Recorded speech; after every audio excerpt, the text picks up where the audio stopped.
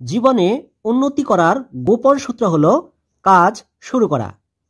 বিখ্যাত লেখক mark Twain যথার্থই বলেছেন। তোমরা যারা সপ্তম শ্রেণী থেকে অষ্টম শ্রেণীতে উত্তীর্ণ হয়েছ, তাদেরকে নতুন বছরের শুরুতেই নতুন উদ্যমে লেখাপড়া শুরু করতে হবে। কারণ এখন থেকে জেএসসি কেন্দ্রে যাওয়ার পূর্ব পর্যন্ত তোমরা প্রায় 10 মাসের মতো সময় পাবে। আর এই সময়ের মধ্যেই তোমাদেরকে ভালো একটি প্রস্তুতি নিতে হবে। তাই অষ্টম শ্রেণীর বিজ্ঞান বই সম্পর্কে, সিলেবাস সম্পর্কে ও মানবন্টন সম্পর্কে ধারণা দিতেই আজকের এই ওরিয়েন্টেশন ক্লাস। ওরিয়েন্টেশন ক্লাসটিতে তোমাদের সবাইকে প্রীতি ও শুভেচ্ছা। এই ক্লাসে তোমাদের সাথে আছি আমি মোহাম্মদ সাইদুর রহমান, সহকারী শিক্ষক, Iqbal Siddiqui school and college. সম্পূর্ণ ক্লাসটিতে কয়েকটি গুরুত্বপূর্ণ অংশ ধারাবাহিকভাবে আলোচনা করার চেষ্টা করব। আমাদের আলোচ্য বিষয় বই পরিচিতি, অধ্যায় ভিত্তিক সংক্ষিপ্ত আলোচনা ও শিক্ষণফল সম্পর্কিত তথ্য, পরীক্ষার প্রশ্নের ধরন ও মানবন্টন, বোর্ড পরীক্ষার প্রশ্নপত্র বিশ্লেষণ। তোমরা এখানে অষ্টম শ্রেণীর বিজ্ঞান বইটি দেখতে পাচ্ছ। বইটি রচনা করেছেন professor doctor Shahjahan Tapan, professor doctor Shafiur Rahman, professor S M. Haider, professor Kazi Afroz Jahanara, professor doctor S M. Hafizur Rahman, Mohammad Noore Alam Siddiqui, doctor Mohammad Abdul Khalek, Gol Anar Ahmed. আর বইটি সম্পাদনা করেছেন অধ্যাপক ডক্টর মোহাম্মদ আজিজুর রহমান। এখন আমরা অধ্যায় ভিত্তিক সংক্ষিপ্ত আলোচনা করব এবং শিক্ষণফল সম্পর্কে জেনে নিব। প্রথম অধ্যায়, অধ্যায় শিরোনাম প্রাণীজগতের শ্রেণীবিন্যাস। এই অধ্যায়ে প্রাণীজগতের শ্রেণীবিন্যাসের প্রাথমিক ধারণা, প্রাণীজগতের শ্রেণীবিন্যাসকরণ, Porifera, Cnidaria, Platyhelminthes, Nematoda, Annelida, Arthropoda, Mollusca, Echinodermata, Chordata এই 9টি পর্বের প্রাণীদের উদাহরণসহ স্বভাব, বাসস্থান, বৈশিষ্ট্য এবং শ্রেণীবিন্যাসের প্রয়োজনীয়তা ইত্যাদি বিষয় নিয়ে আলোচনা করা হয়েছে। এখন আমরা শিক্ষণফল সম্পর্কে জানব। আসলে শিক্ষণফল কি? একটি অধ্যায় পাঠ শেষে আমরা যা যা শিখতে পারবো সেগুলোই শিক্ষণফল। অর্থাৎ আমরা একটি অধ্যায় পাঠ শেষে যা বর্ণনা করতে পারবো, বিশ্লেষণ করতে পারবো, ব্যাখ্যা করতে পারবো বা শনাক্ত করতে পারবো এবং অনুধাবন করতে পারবো, সেগুলোই হলো শিক্ষণফল। আর এই অধ্যায় পাঠ শেষে আমরা অমেরুদণ্ডী প্রাণীর শ্রেণীবিন্যাস করতে পারবো, মেরুদণ্ডী প্রাণীর শ্রেণীবিন্যাস করতে পারবো, প্রাণী জগতের শ্রেণীবিন্যাসের প্রয়োজনীয়তা ব্যাখ্যা করতে পারবো। অর্থাৎ প্রথম অধ্যায়ে শিক্ষণফল রয়েছে 3টি। এরপর দ্বিতীয় অধ্যায়, অধ্যায় শিরোনাম জীবের বৃদ্ধি ও বংশগতি। এই অধ্যায়ে কোষ বিভাজনের প্রকারভেদ, বিভাজন প্রক্রিয়া, মাইটোসিস কোষ বিভাজনের ধাপসমূহ, মিওসিস ও মাইটোসিস কোষ বিভাজনের বৈশিষ্ট্য, গুরুত্ব এবং বংশগতি নির্ধারণে ডিএনএ ও আরএনএ এর ভূমিকা ইত্যাদি বিষয় নিয়ে আলোচনা করা হয়েছে। এই অধ্যায় পাঠ শেষে আমরা কোষ বিভাজনের প্রকারভেদ ব্যাখ্যা করতে পারব, কোষ বিভাজনের মাধ্যমে জীবদেহের বৃদ্ধি ব্যাখ্যা করতে পারব, জীবের বংশগতির ধারা রক্ষায় কোষ বিভাজনের ভূমিকা ব্যাখ্যা করতে পারব। অর্থাৎ দ্বিতীয় অধ্যায়ে শিক্ষণফল রয়েছে 3টি। এরপর তৃতীয় অধ্যায়, অধ্যায় শিরোনাম ব্যাপন, অভিস্রবণ ও প্রচ্ছেদন। এই অধ্যায়ে ব্যাপন, অভিস্রবণ, প্রচ্ছেদন প্রক্রিয়া ও এদের গুরুত্ব, উদ্ভিদের পানি ও খনিজ লবণ শোষণ পদ্ধতি ইত্যাদি নিয়ে আলোচনা করা হয়েছে।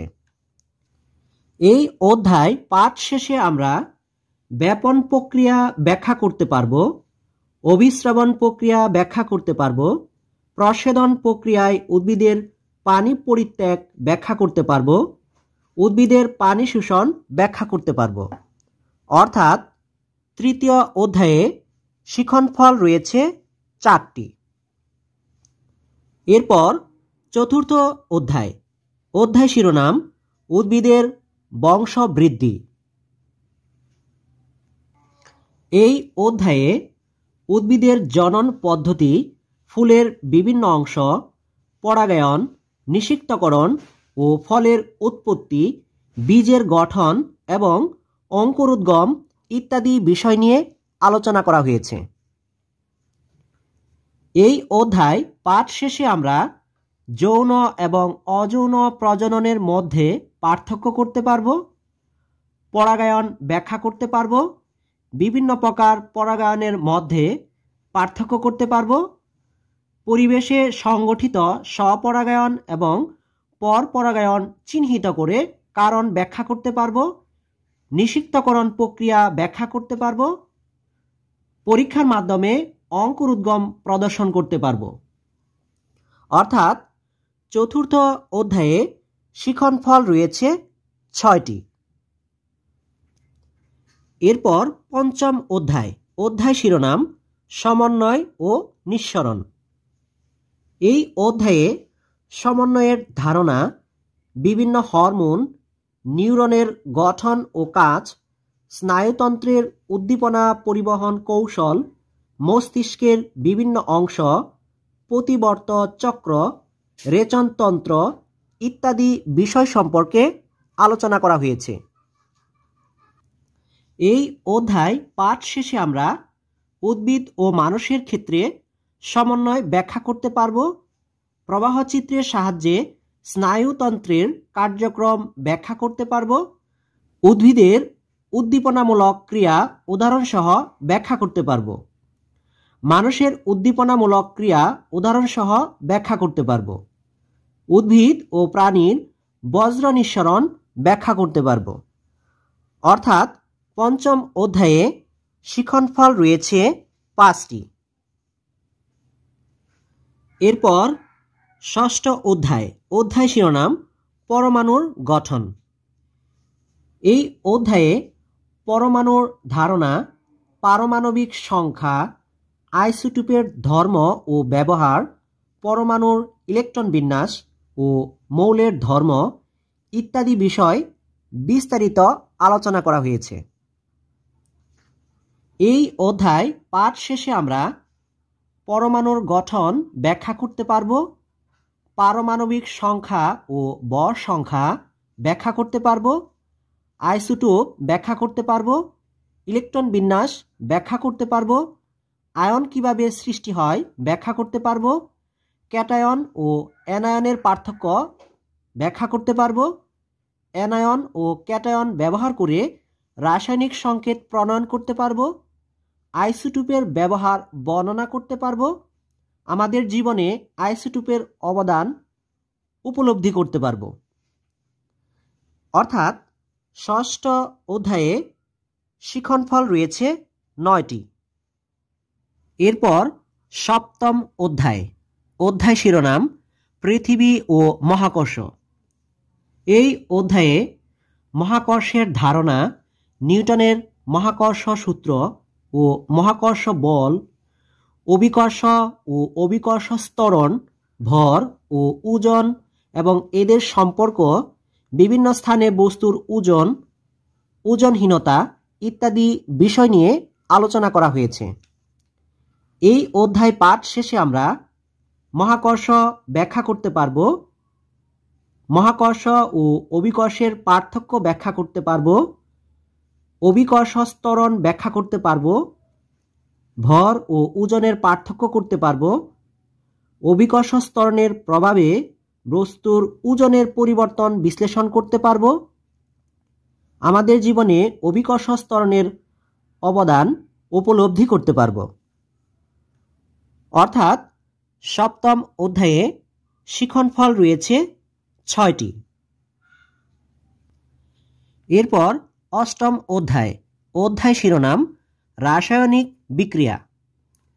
এই অধ্যায়ে প্রতীক, সংকেত, যোজনী, রাসায়নিক সমীকরণ, বিভিন্ন প্রকার রাসায়নিক বিক্রিয়া, রাসায়নিক বিক্রিয়ায় তাপশক্তির রূপান্তর, শুষ্ক কোষ, তড়িৎ বিশ্লেষণ ইত্যাদি বিষয় নিয়ে আলোচনা করা হয়েছে। এই অধ্যায় পাঠ শেষে আমরা বিভিন্ন প্রকার রাসায়নিক বিক্রিয়া ব্যাখ্যা করতে পারব, রাসায়নিক বিক্রিয়ার মাধ্যমে বিভিন্ন প্রকার শক্তির রূপান্তর ব্যাখ্যা করতে পারব, শুষ্ক কোষের শক্তির রূপান্তর ব্যাখ্যা করতে পারব, তড়িৎ বিশ্লেষণ ব্যাখ্যা করতে পারব, পরীক্ষণ কাজে রাসায়নিক পদার্থ এবং অন্যান্য যন্ত্রপাতির ব্যবহার সঠিকভাবে করতে পারব। আমাদের জীবনে রাসায়নিক বিক্রিয়ার অবদান উপলব্ধি করতে পারব। অর্থাৎ অষ্টম অধ্যায়ে শিক্ষণফল রয়েছে 6টি। এরপর নবম অধ্যায়, অধ্যায় শিরোনাম বর্তনী ও জলবিদ্যুৎ। এই অধ্যায়ে তড়িৎ প্রবাহ ও এর প্রকারভেদ, রোধ, ওহমের সূত্র, তড়িৎ বর্তনী, অ্যামিটার, ভোল্টমিটার, ফিউজ ইত্যাদি বিষয় সম্পর্কে আলোচনা করা হয়েছে। এই অধ্যায় পাঠ শেষে আমরা এসি এবং ডিসি প্রবাহের ধারণা ব্যাখ্যা করতে পারব, তড়িৎ বর্তনীতে রোধ, ফিউজ এবং চাবির প্রয়োজনীয়তা ব্যাখ্যা করতে পারব, তড়িৎ প্রবাহ এবং বিভব পার্থক্যের মধ্যকার সম্পর্ক ব্যাখ্যা করতে পারব, শ্রেণী ও সমান্তরাল বর্তনীতে তড়িৎ প্রবাহ এবং বিভব পার্থক্যের ভিন্নতা প্রদর্শন করতে পারব, তড়িৎ প্রবাহ এবং বিভব পার্থক্য পরিমাপে অ্যামিটার ও ভোল্টমিটারের সঠিক ব্যবহার করতে পারব, তড়িতের কার্যকর ব্যবহার এবং অপচয় রোধে নিজে সচেতন হতে পারব এবং অন্যকে সচেতন করতে পারব। অর্থাৎ নবম অধ্যায়ে শিক্ষণফল রয়েছে 6টি। এরপর দশম অধ্যায়, অধ্যায় শিরোনাম অম্ল, ক্ষারক ও লবণ। এই অধ্যায়ে অম্ল, ক্ষারক ও নির্দেশকের ধারণা, অম্ল ক্ষারকের বৈশিষ্ট্য এবং এদের ব্যবহার, অম্ল, ক্ষারক ও লবণ শনাক্তকরণ ইত্যাদি বিষয় নিয়ে আলোচনা করা হয়েছে।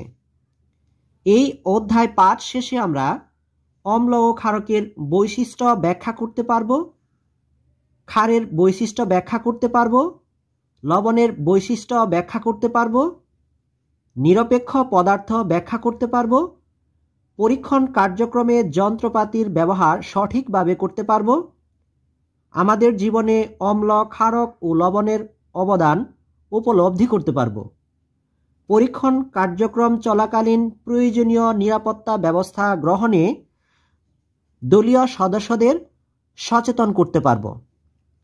অর্থাৎ দশম অধ্যায়ে শিক্ষণফল রয়েছে 7টি। এরপর একাদশ অধ্যায়, অধ্যায় শিরোনাম আলু।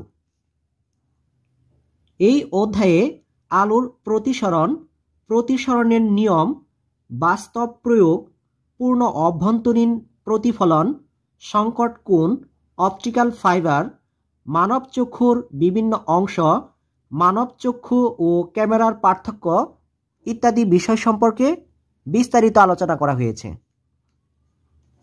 এই অধ্যায় পাঠ শেষে আমরা দৈনন্দিন জীবনে সংঘটিত প্রতিসরণের ঘটনাগুলো চিত্র অঙ্কন করে ব্যাখ্যা করতে পারব। পূর্ণ অভ্যন্তরীণ প্রতিফলন ব্যাখ্যা করতে পারব। অপটিক্যাল ফাইবারের কাজ ব্যাখ্যা করতে পারব। ম্যাগনিফাইং গ্লাসের কাজ ব্যাখ্যা করতে পারব। চশমার কাজ ব্যাখ্যা করতে পারব। ক্যামেরা এবং চক্ষুর কার্যক্রম তুলনা করতে পারব। আমাদের দৈনন্দিন জীবনের বিভিন্ন কার্যক্রমে আলোর অবদান উপলব্ধি করতে পারব। অর্থাৎ একাদশ অধ্যায়ে শিক্ষণফল রয়েছে 7টি। এরপর দ্বাদশ অধ্যায়, অধ্যায় শিরোনাম মহাকাশ ও উপগ্রহ। এই অধ্যায়ে মহাকাশ, মহাবিশ্বের উৎপত্তি, প্রাকৃতিক গ্রহ ও উপগ্রহ, কৃত্রিম উপগ্রহ ও এর ইতিহাস, কৃত্রিম উপগ্রহের কক্ষপথে চলা ও এর ব্যবহার সম্পর্কে আলোচনা করা হয়েছে। এই অধ্যায় পাঠ শেষে আমরা মহাকাশ এবং মহাবিশ্ব ব্যাখ্যা করতে পারব, প্রাকৃতিক এবং কৃত্রিম উপগ্রহ ব্যাখ্যা করতে পারব, উপগ্রহের কক্ষপথে চলার গতি ব্যাখ্যা করতে পারব, উপগ্রহের ব্যবহার ও গুরুত্ব বর্ণনা করতে পারব, কৃত্রিম উপগ্রহের অবদান উপলব্ধি করতে পারব। অর্থাৎ দ্বাদশ অধ্যায়ে শিক্ষণফল রয়েছে 5টি। এরপর ত্রয়োদশ অধ্যায়, অধ্যায় শিরোনাম খাদ্য ও পুষ্টি। এই অধ্যায়ে পুষ্টিমান খাদ্য উপাদান, শর্করা, আমিষ, স্নেহ, খনিজ লবণ, ভিটামিন, বিভিন্ন খাদ্য উপাদানের অভাবে সৃষ্ট রোগ, লক্ষণ, প্রতিকার, প্রতিরোধ, সুষম খাদ্য ও বিভিন্ন খাদ্যের প্রয়োজনীয়তা ইত্যাদি নিয়ে আলোচনা করা হয়েছে। এই অধ্যায় পাঠ শেষে আমরা বিভিন্ন খাদ্যের পুষ্টিগুণ ব্যাখ্যা করতে পারব, পুষ্টির অভাবজনিত রোগ নির্ণয় ও প্রতিরোধের উপায় বর্ণনা করতে পারব, চাহিদা অনুযায়ী খাদ্য নির্বাচন করতে পারব। অর্থাৎ ত্রয়োদশ অধ্যায়ে শিক্ষণফল রয়েছে 3টি। এরপর চতুর্দশ অধ্যায়, অধ্যায় শিরোনাম পরিবেশ এবং বাস্তুতন্ত্র।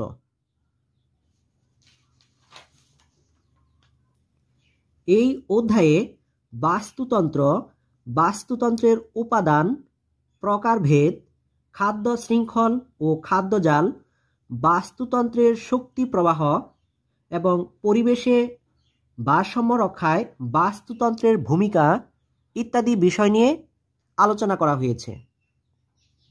এই অধ্যায় পাঠ শেষে আমরা বাস্তুতন্ত্রের উপাদান ও প্রকারভেদ ব্যাখ্যা করতে পারব, খাদ্য শৃঙ্খল ও খাদ্যজাল ব্যাখ্যা করতে পারব, বাস্তুতন্ত্রে শক্তি প্রবাহ ব্যাখ্যা করতে পারব, পরিবেশের ভারসাম্য রক্ষায় বাস্তুতন্ত্রের ভূমিকা বিশ্লেষণ করতে পারব, জীবে বাস্তুতন্ত্রের অবদান উপলব্ধি করতে পারব এবং সুরক্ষায় অন্যদের সচেতন করতে পারব। অর্থাৎ চতুর্দশ অধ্যায়ে শিক্ষণফল রয়েছে 5টি। তাহলে তোমাদের অষ্টম শ্রেণীর বিজ্ঞান বইয়ে মোট 14টি অধ্যায় রয়েছে এবং মোট শিক্ষণফল রয়েছে 75টি। এখন আমরা প্রশ্নের ধরন ও মান বণ্টন নিয়ে আলোচনা করব। সৃজনশীল প্রশ্ন 70 নম্বর। পরীক্ষায় 11টি সৃজনশীল প্রশ্ন থাকবে, যে কোনো 7টি প্রশ্নের উত্তর দিতে হবে। প্রত্যেকটি সৃজনশীল প্রশ্নের মান 10 করে, 60টি প্রশ্নের মান 7 10 70। বহু নির্বাচনী প্রশ্ন 30 নম্বর। পরীক্ষায় 30টি বহু নির্বাচনী প্রশ্ন থাকবে, সব কয়টি প্রশ্নের উত্তর দিতে হবে। প্রত্যেকটি বহু নির্বাচনী প্রশ্নের মান 1 করে, 30টি প্রশ্নের মান 30। সৃজনশীল প্রশ্ন 70 নম্বর। বহু নির্বাচনী প্রশ্ন 30 নম্বর, সর্বমোট 100 নম্বর। বিজ্ঞান বিষয়ের বিষয় কোড 127। জেএসসি পরীক্ষায় একই প্রশ্নপত্রে সৃজনশীল এবং বহু নির্বাচনী প্রশ্ন থাকে। 7টি সৃজনশীল এবং 30টি বহু নির্বাচনী প্রশ্নের আনসারের জন্য 3 ঘন্টা সময় বরাদ্দ রয়েছে। আর বহু নির্বাচনী অংশের জন্য উত্তরপত্রে সঠিক উত্তরের বর্ণটিতে টিকচিহ্ন দিতে হয়। এখন সৃজনশীল প্রশ্ন সম্পর্কিত ধারণা দেওয়ার চেষ্টা করব। সৃজনশীল প্রশ্নের প্রথমেই একটি চমৎকার উদ্দীপক থাকবে। একটি সৃজনশীল প্রশ্নের 4টি অংশ থাকে: ক অংশ, খ অংশ, গ অংশ এবং ঘ অংশ। ক অংশ জ্ঞানমূলক প্রশ্ন। এই অংশে প্রশ্নটি হবে অতি সহজ। এই প্রশ্নের মাধ্যমে পাঠ্যপুস্তক থেকে কোনো সহজ বিষয় বা প্রত্যয় সম্পর্কে জানতে চাওয়া হয়। এই প্রশ্নটির উত্তর তোমাকে স্মরণ করে লিখতে হবে। এই প্রশ্নটি তোমার পাঠ্য বইয়ের যে কোনো অধ্যায় থেকে হতে পারে। ক অংশের জন্য 1 নম্বর বরাদ্দ রয়েছে। এরপর খ অংশ অনুধাবনমূলক প্রশ্ন। এই অংশে তোমাকে বিষয়বস্তু বুঝে বা অনুধাবন করে লিখতে হবে। অনুধাবন স্তরের প্রশ্নটি পাঠ্যপুস্তক থেকে হতে পারে, অর্থাৎ এই প্রশ্নটিও তোমার পাঠ্যপুস্তকের যে কোনো অধ্যায় থেকে হতে পারে।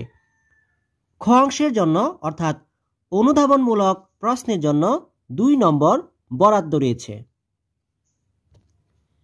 এরপর গ অংশ প্রয়োগমূলক প্রশ্ন। এই অংশে অনুধাবনের ধারণাকে নতুন পরিস্থিতিতে প্রয়োগ করতে পারছো কিনা সেটি যাচাই করা হয়। তোমার অর্জিত জ্ঞান এবং অনুধাবনকে কাজে লাগিয়ে এই অংশের প্রশ্নটির উত্তর লিখতে হয়। গ অংশের জন্য অর্থাৎ প্রয়োগমূলক প্রশ্নের জন্য 3 নম্বর বরাদ্দ রয়েছে। এরপর ঘ অংশ উচ্চতর দক্ষতামূলক প্রশ্ন। এ অংশে কোনো বিষয় বিশ্লেষণ বা মূল্যায়ন করার চিন্তন দক্ষতার উচ্চতর সামর্থ্য যাচাই করা হয়। এ জাতীয় প্রশ্নটি অবশ্যই উদ্দীপকের সাথে গভীরভাবে সম্পৃক্ত থাকে। ঘ অংশের জন্য অর্থাৎ উচ্চতর দক্ষতামূলক প্রশ্নের জন্য 4 নম্বর বরাদ্দ রয়েছে। এবার তোমাদের বহু নির্বাচনী প্রশ্ন সম্পর্কিত ধারণা দেওয়ার চেষ্টা করব। সাধারণ বহু নির্বাচনী প্রশ্ন, বহুপদী সমাপ্তিসূচক প্রশ্ন এবং অভিন্ন তথ্যভিত্তিক প্রশ্নের সমন্বয়ে মোট 30টি বহু নির্বাচনী প্রশ্ন পরীক্ষায় এসে থাকে, যেখানে জ্ঞান স্তরের প্রশ্ন থাকে মোট প্রশ্নের 40%, যা 12টি। অনুধাবন স্তরের প্রশ্ন থাকে মোট প্রশ্নের 30%, যা 9টি।